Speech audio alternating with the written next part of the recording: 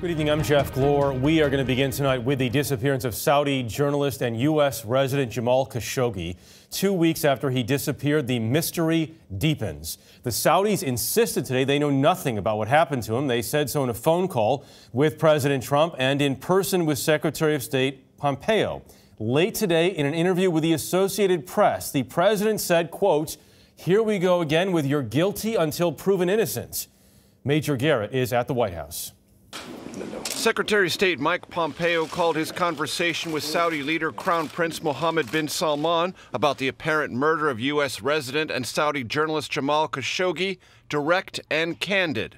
It was good, uneventful. It was good. I hope we don't have jet lag. But the pleasantries with the Crown Prince made it appear the Trump administration's strong backing of the Saudi regime remained intact. He had warm words for Pompeo. Really strong and old allies. So we face a lot of challenges together in the past and today and tomorrow. On Twitter, the president said he had spoken to the Crown Prince, who totally denied any knowledge of the journalist's fate. Khashoggi, a contributor to the Washington Post, entered the Saudi consulate in Istanbul October 2nd and has not been seen since. The Saudis said for days Khashoggi left on his own, but sources say the government is prepared to admit he died during a botched interrogation, though no admission has been forthcoming. The Washington Post published the passports of 7 men they say were part of the Saudi team that flew to Istanbul to confront Khashoggi. The Crown Prince has been a favorite of both Mr. Trump and son-in-law Jared Kushner, who saw him and the kingdom as a consumer of U.S. weaponry and a strategic counterweight to Iran in the region. Despite the mounting evidence, the president said he is not yet ready to blame the Saudi royal family for Khashoggi's disappearance. And it depends whether or not the king or the Crown Prince knew about it, in my opinion. Number one, what happened, but whether or not they knew about it.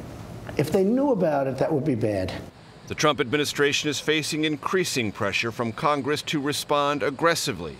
Trump ally and South Carolina Republican Lindsey Graham said he is finished working with the Crown Prince.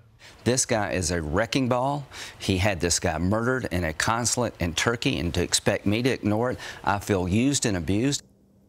All right, so Major, a couple interesting points from this Associated Press interview we mentioned. The president said he's not responsible if Republicans lose the House in November. He also made this guilty until proven innocent comment. Talk a little bit more about that, if you could.